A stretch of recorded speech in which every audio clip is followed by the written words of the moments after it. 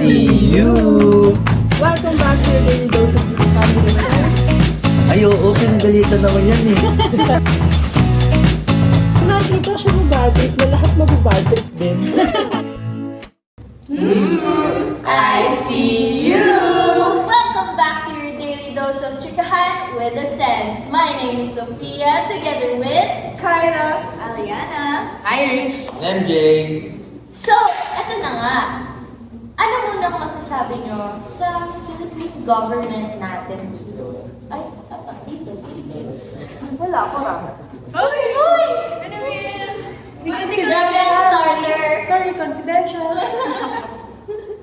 Hindi, pero sa akin, seryoso. Ayun nga, parang sobrang toxic na nung government. Like, in a way na parang hindi na ganun ka-powerful yung mga batas compared noon. Or, sige, sabihin na natin, mayroong mga batas na nag-exist ngayon na napapatupad talaga ng maayos.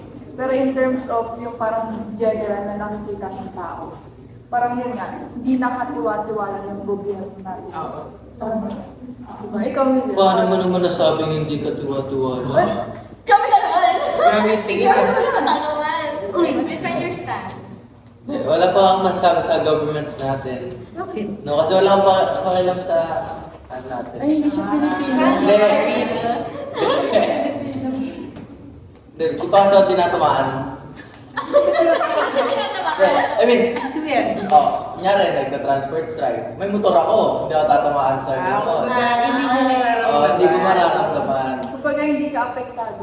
Hindi pa. Hindi ka pa apektado kaya wala ka pa munang pake. Hindi mo pa masasabi yung opinion mo. Oo. Unless na-experience mo. Tama na. Ako, hindi pa kasi masyadong bilis. Pero hindi, parang ganun din kasi, although may pake ako, kunyari sa ngayon, yung face out, di ba? Wala kaming pasok bukas, guys. Kasi, Online naman, may pasok pa rin. Pero Pasok kasi pa rin. may face out, na may mga jeepney, ganun nga. So, parang nakikiramdam or nakikiano din ako sa mga, syempre, mawawalan ng trabaho yung mga jeepney drivers. Pero at the same time, since wala din effect sa akin, hindi ako super duper affected dahil doon. Parang na doon. Parang same lang kayo. Parang yung akin, same kay Sofia, pero mas nararamdaman ko siya. Kasi tatay ko, jeepney driver. So, nung point na nabasa ko na yung time na nabasa ko yung nag-a-agree si Marcos, parang nasayangan ako dun sa boto ng tatay ko. Kasi bumoto siya kay Marcos, na akala niya patitigilin yung face out na yan. Turns out, mali pala. Yung ganun, parang nararamdaman ko siya kasi nararamdaman ng pamilya ko. Yung ganun. Hindi dahil parang direct sa akin yung epekto. Bakit yun yan? Ako naman wala naman, to be honest, hindi naman talaga ako na-apektuhan tulad na sinabi ni Sophia at ni Edgar. Although wala akong vehicle, pero naman akong Service, the pedal. jeepney Sa susunod yung bayad na yan. Ay, Ayun, so wala naman. Pero na-notice ko din yung poverty, obviously, na yung mga mahirap, mas mahirap. Pero aside from that, hindi naman.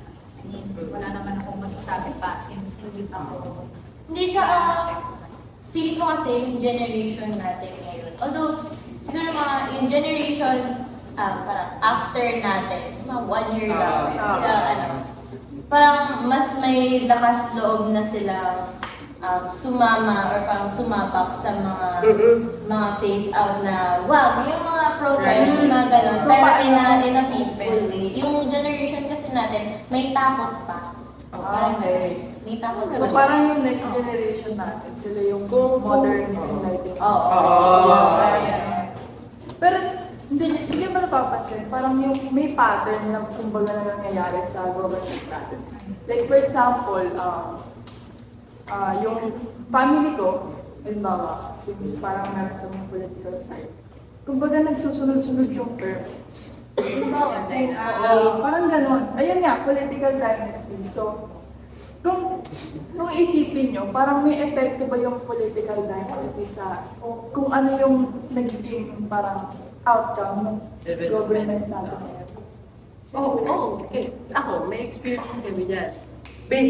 Tito ko, naging kapitan. Pinsan ko, naging kapitan. Magkakaibang year yan, pero sobrang lapit. Namatay yung kapitan, hindi ko alam kung paano ng kapitan na yung bata pa ako. Ngayon, pinsan ko ngayon yung kapitan sa akin. Kumbaga, nakikita ko na hindi maayos yung pamamalakad niya ngayon. Parang ano nangyayari? Connection na lang palagi. Yung kung ano yung nasimulan ng isa, yun na rin yung susundan ng lahat. So kung mali na nung umpisa pa lang, wala, natuloy-tuloy na siya. Pero ngayon, may mga kilala ba kayong family sa Pilipinas na ganun, political dynasty sila? Marcos. Pero, wait lang, before that, syempre, huwag tayo maging insensitive sa mga viewers natin and listeners kung ano ang political dynasty. Katulad ni MJ na hindi masyadong alam ang political dynasty. Kasi kanina pa siya tingin at tingin sa atin. Ano yung political dynasty? Kaya makarelate. Di mo makarelate. Ano sasabihin ko? Tama. Diba? Hindi ko tipa si Ramdam. Huwag ka muna sumagot. Aray! Explain mo siya sa Explain mo muna political kung ano dynasty. political dynasty. So yun, political dynasty, if I'm not mistaken, meron siyang dalawang parang yung types, yung horizontal tsaka vertical. Diba? Kaso hindi ko tanda ko, yung vertical ba, correct me if I'm wrong, yung vertical, parang yun yung sa loob ng pamilya nyo, parang sa loob ng isang term, sabay-sabay kayong na-elect. Hindi ko alam kung yun or baliktad. Samantalang yung horizontal naman, parang sunod-sunod siya. Halimbawa, kung ako yung unang nag-president, next term, yung kapamilya ko, siya naman yung magiging president. Halimbawa, ang good example nun, yung mga Marcos. Diba? Yung daddy ni Marcos, di ba yung Marcos ngayon, naging president siya. Tapos siya ngayon yung president, 17th president ng Pilipinas. So parang sila yung nag-undergo ng horizontal political dynasty. So yun yung pagkakaiba nila dalawa. Kapag in general naman, ang political dynasty, yun yung pamilya na namumuno. Kumbaga lahat, hindi naman halos lahat, pero majority ng pamilya namumuno sa isang bansa or sa nasasakupan nila. Diba? Parang yun yung political dynasty. Alam mo na? Gets mo na. Nakita ko kasi yung mukha niya. So, Ay, mapatanong na din ako, di ba? Pero, since si Milar, si MJ, hindi na naman siya makarelate kapag generalized na politics talaga sa labas. Sorry. Pasok natin ngayon sa family. Kasi di ba, meron din namang politics sa loob ng pamilya natin. Paano politics? I mean, may gobyerno sa loob ng bahay? Oo. Di ba? Yeah. Hindi, siguro parang siya yung politics na katulad natin, presidente. Pero di ba sa household, meron tayong parents. So either sa kanila or silang parehas yung pwedeng parang take ng decisions. Gumawa ng mga Kumbaga sila yung Chief. Leader. Leader. Laging nasa kanila yung huling desisyon. Example nga, Asti. Example daw. Example nga, Asti. Related to your family. Leader. Sino ba ang leader sa aming family? Ano kasi, sa pamilya ko kasi, parehas sila na namumuno. May tawag dun Egalitarian. Egalitarian. Ibig sabihin nun, pag both parents namumuno or parang leader or parang sa kanila yung final say, final decision sa Mag-equal family. sila, di ba? Oo. equilibrium na. Oo, parang gano'n. Equilibrium. Uy! Physics! Ayan. Wala na naman. Yan naman siya. So, ayun nga. Wait lang, parang hindi niya alam yung equilibrium. Diyos ko po, ay.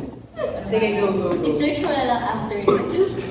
So, ayun, sa family kasi namin, parang both parents ko yung may final decision sa bahay. So, kung ano yung sinabi nila, susundin namin. Parang equal lang sila. si daddy depende sa sasabihin ni mommy, si mommy depende sa sasabihin ni daddy. Ganun lang. Ganun Kumbaga, sa kahit ano. compromise. Oo. Kaya ikaw. Sa inyo? Sa akin, parang pares din. Parang yung lolo ko, si tita ko yung Desisyon. Hindi ka ba sa parents mo na Yung parents ko nasa Dasma, so dito ako pinag-aaral. So, wala akong choice, sa kanila ako susunod. Tama. Baka pa uwi Susunod na ka ako. wala.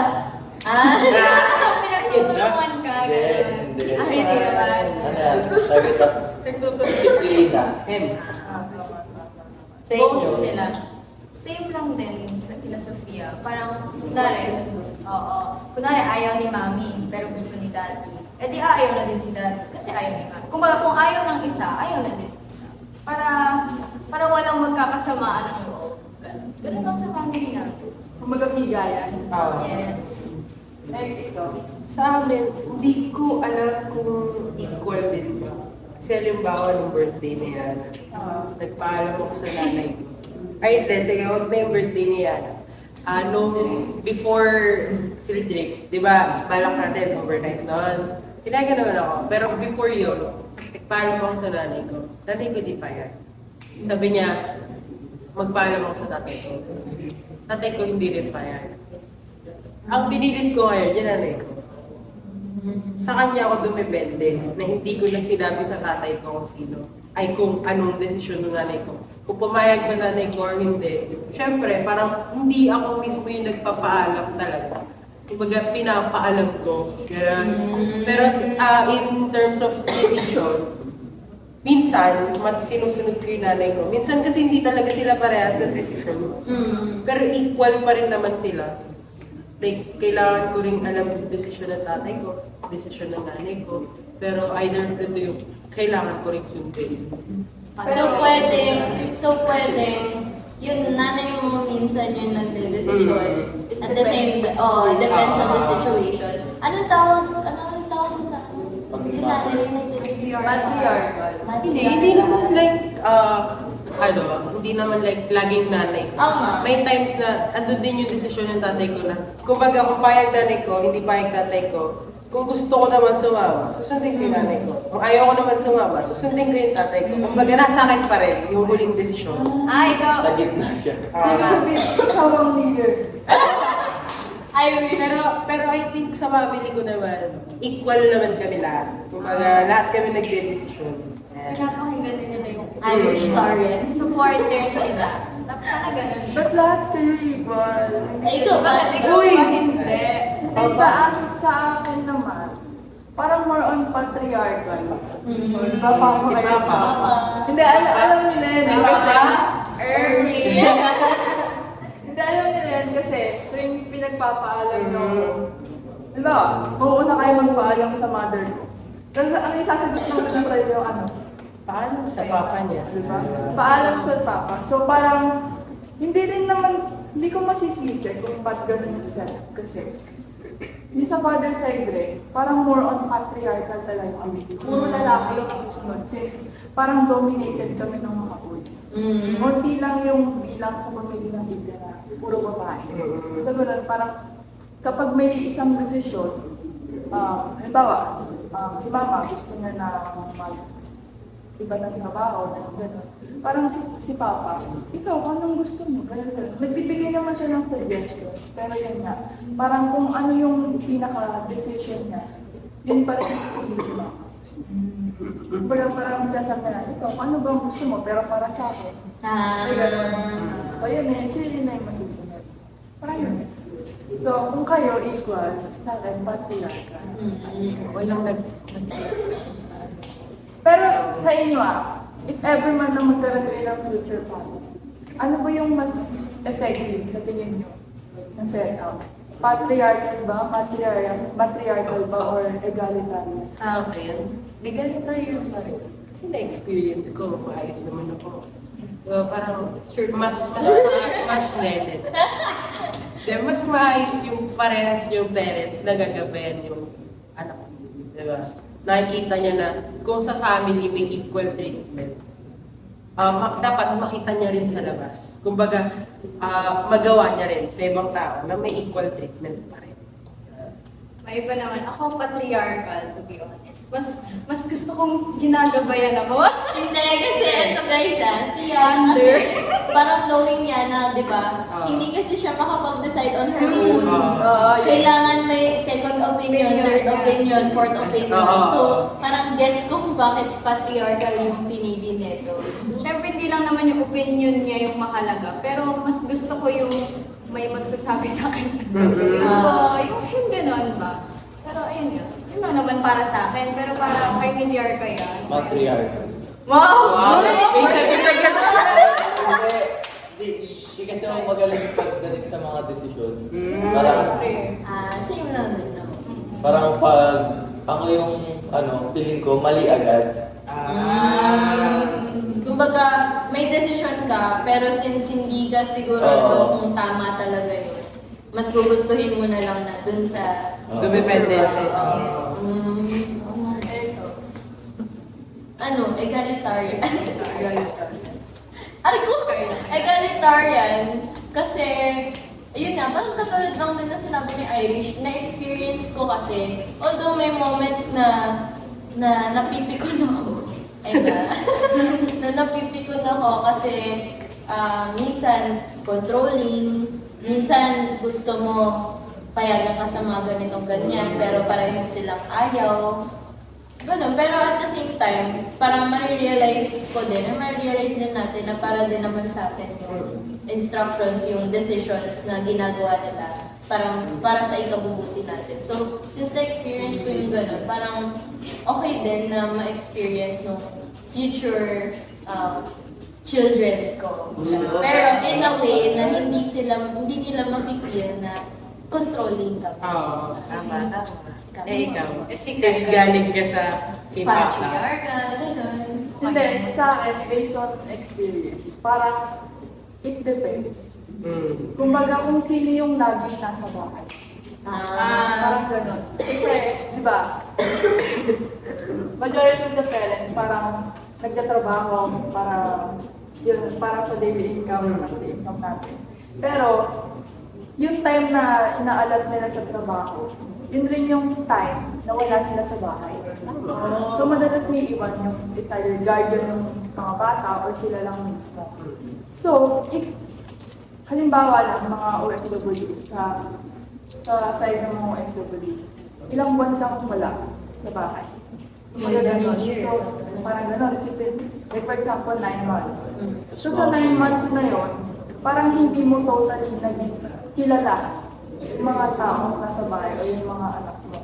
Kapag nakikilala mo na sila sa harap ng camera, hindi mo alam na habang lumalaki, nag-iiba rin yung ugali, nag-iiba yung pananaw ng mga bata. So kung halimbawa, ang pagkakakilala, anak ko si Lilian, ang pagkakakilala ko sa kanya bilang isang bata, makulit, gusto ng ice cream, pero yun pala, growing up, parang nagbabago. So, yung nagtumatak sa isip mo na gusto niya ng ice cream, gano'n. Tapos yun pala, alam niyo na. Parang ang mangyayari kasi, if nagstay ka sa part ng matriarchal yung setup namin, ako yung nasusunod sa pamilya namin. Hindi, ako yung sundin mo. Ito, kilala kita. Ganito kang bata. Pero, parang doon nagsisimula yung pagiging toxic ng pamilya. Doon na nagsimula yung negative side. So, para sa akin, mas effective na kung sino yung laging nasa bahay, sila yung masunod. Kasi sila yung mas may alam. Sila yung may knowledge kung paano i-adjust yung mga bata. Parang yun. Haba na ng oras, guys. 19 minutes.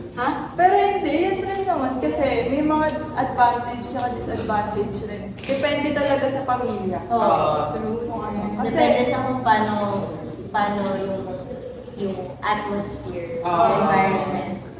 kasi, aminin nyo na, parang ano na natin lahat na. Kapag tinanong tayo, anong gusto natin sa future family natin, ang laging sagot, egalitarian. Diba? Parang gusto, kailangan dalawa kami susunod, kailangan partner kami. parang relationship eh. Pero pag dumating ka na sa point na yon, parang doon na, ay kailangan ko palang mag-adjust. Kailangan ko palang, ay hindi pala tama to, ganito. Kailangan pala siya yung sundin ko. Kailangan pala ako yung sundin. Parang ganun, depende sa pamilya kung paano nila i-approach yung buwan. Kaya talaga mas mahalaga na sa pamilya, or hindi lang naman sa pamilya, may communication. Oo, yeah. Equality. Feeling ko dapat open yung family na Oo. kung may times na kailangan si mommy ang masusunod or minsan si daddy. Para maging open yung mag-partner na yung sa kung anong opinion nila. Feeling ko din kasi kaya lang din nagkaroon ng, parang opinion ko lang, parang kaya lang din nagkaroon ng mga egalitarian, patriarchal, ganyan.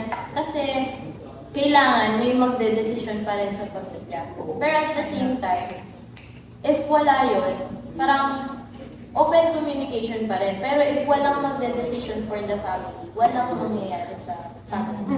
Parang magiging tayo talaga. Oo, parang tama ba to? Kasi hindi naman, Kasi yung, parang sa group work lang.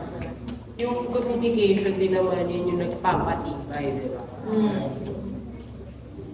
Hindi, kung aanuin mo rin, like kung i-connect mo siya sa eskwela natin. For example, yung mga officers, SSLDs, kung kailangan din, kasi pamilya ko eh. Bumagawa kayo ng band. Diba? Nakakagawa kayo ng band dyan eh. So, kung wala kayong communication, parang hindi, kung ano yung gusto nyong, kumbaga kung ano yung goal nyo sa term na to, sa buong year na to, hindi nyo siya magagawa ng maayos. Kung hindi kayo lang magkipag-communicate sa isa't isa. Like, kung hindi siya magagawa kung walang parang nagiging center sa inyo. Parang gano'n. Tapos kung wala nag-lead sa inyo. Tapos kung walang parang nagko-correct sa lahat ng mga maling desisyon.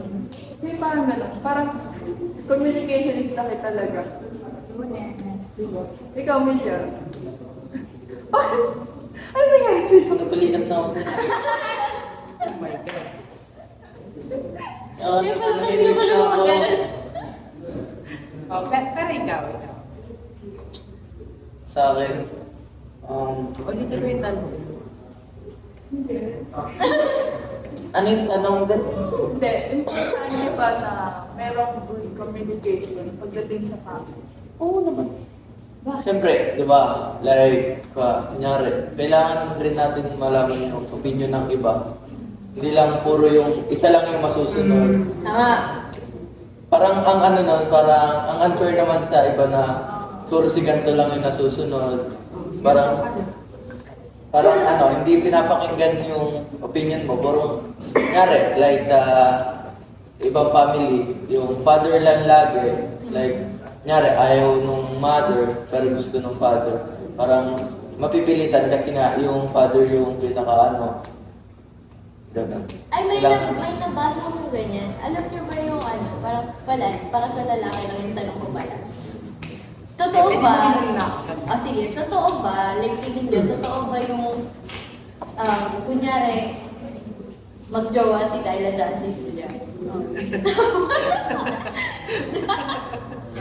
Tapos, si Milyar, ano siya, okay siya gumawa ng desisyon. Kaya niya gumawa ng desisyon. Pero si Kyla, siya yung gumagawa ng desisyon para kay Milyar.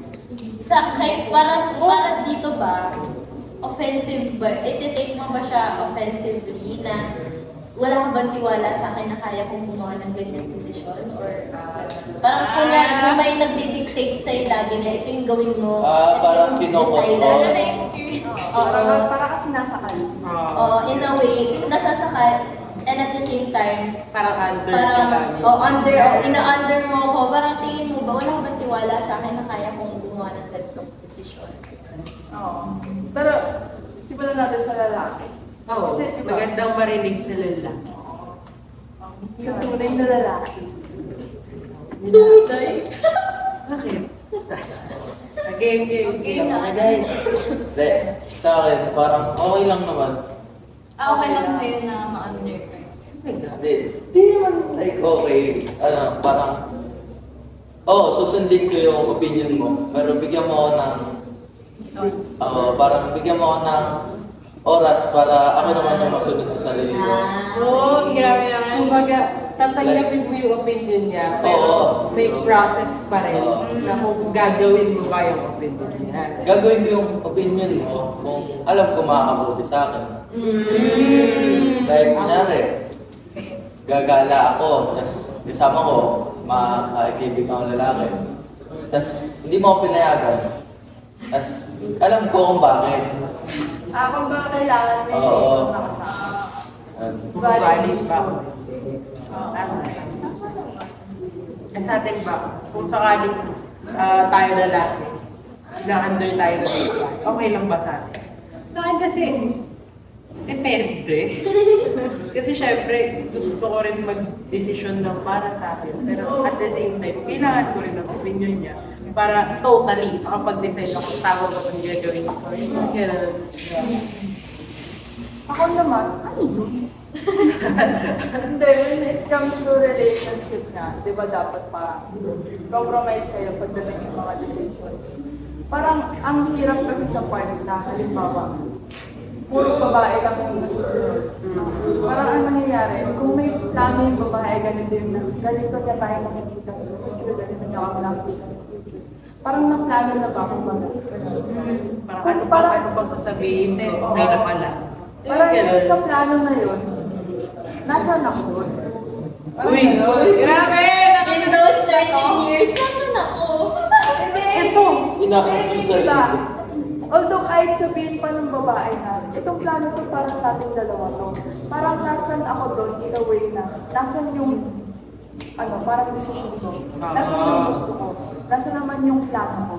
Parang mas akma siya na ito yung plano ko para sa atin. Oo, Pero parang asa naman yung plano niya?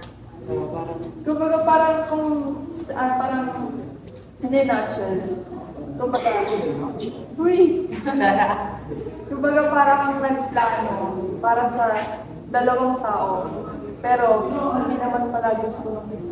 Parang, Nakakasakal. Kung ako lalaki, ayoko na. Kahit nga babae, ayoko na. Tinitignan ako na. Parang ito. Isa lang din naman ang sasagot natin yan. Equal talaga. Again, communicate. Yes lang. At dapat naman i-accept syempre yun. Hindi naman pwedeng communicate, tapos Kung bag give and take lang lagi. No. Yak. Laway mo. maging open din yung Sorry. mind na. Important. Open mind. Buksan na puta. Ulit kaya sila sa usapan natin. Sana nakakagam sila Sana our daily listeners and viewers may marami kayong natutunan and hopefully tumalak sa inyo yung mga experience din namin sa buhay tungkol sa napag-usapan natin ngayon. So, yeah. At the end of the day, decisions nyo naman yan. Yes. So, may mga final say po ba kayo? wala na. Wala. Magtitiktok na kayo. Nandun na yung lahat. Magtitiktok na Yung summarize nyo na lang. Diba? Magtitiktok na po kami guys. So, this has been I see you. See you again on another Chikahan with the Sense. Bye!